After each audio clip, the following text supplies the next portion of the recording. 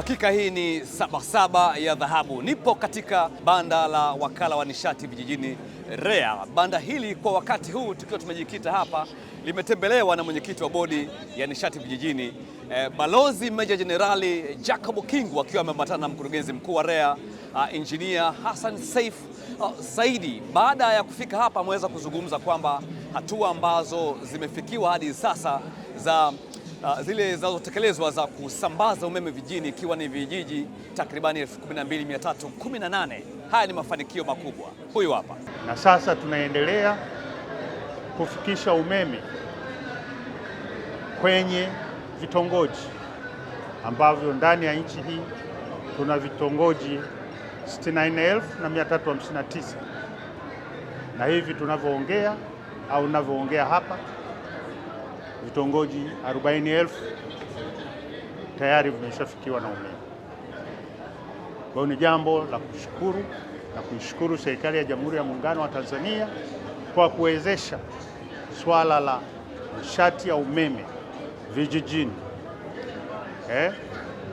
ambayo inatekelezwa na wakala wa nishati vijijini imefanyika kwa kiwango cha juu kabisa, na kazi hiyo inaendelea.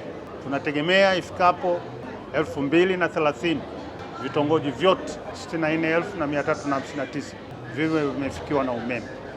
Mwenyekiti, kwanza tuwapongeze kwa hatua hizo bodi na REA kwa ujumla. Tumeona uongozi umefika hapo, umekagua miradi mbalimbali inayoonyeshwa. Haya ni maonyesho ya biashara. Ndio.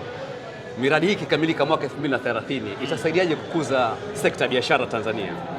Hao wajasiriamali hao watatengeneza vitu vingi zaidi kwa urahisi zaidi. Hata wa vijijini kule utawaona watafika huko, watakuja kuonyesha vitu vyao. Kwa hiyo vitu vile vitakuwa vingine vitakuwa tena mashindano, na hata hivi vinavyotoka nje.